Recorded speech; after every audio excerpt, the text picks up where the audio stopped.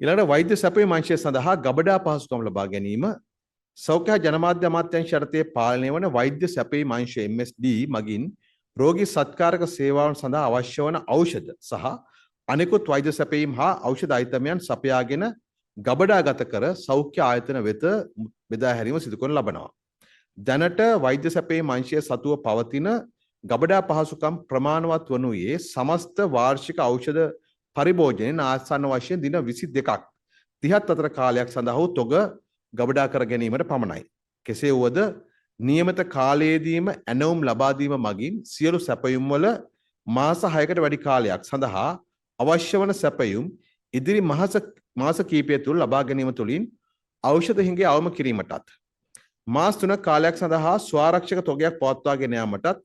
මේ වන විට සැලසුම් කර ඇති බැවින් එයට ගැළපෙන පරිදි ගබඩා ධාරිතාව වැඩි කර ගැනීමේ දැඩි අවශ්‍යතාවයක් මතුවලා තියෙනවා.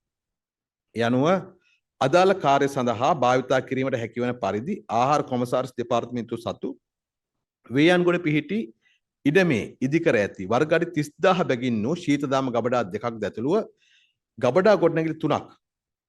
හා ඊට අදාළ ඉඩම් කොටස සෞඛ්‍ය හා ජනමාධ්‍ය අමාත්‍යාංශය වෙත පැවරීම පිණිස සෞඛ්‍ය හා ජනමාධ්‍ය අමාත්‍යතුමා සහ වෙළඳ වාණිජ ආහාර සුරක්ෂිතතා සහ සම්පකාර සංවර්ධන අමාත්‍යතුමා ඒකාබද්ධ ඉදිරිපත් කළ යෝජනාව කැබිනට් මණ්ඩලය ඊයේ අනුමත කළා.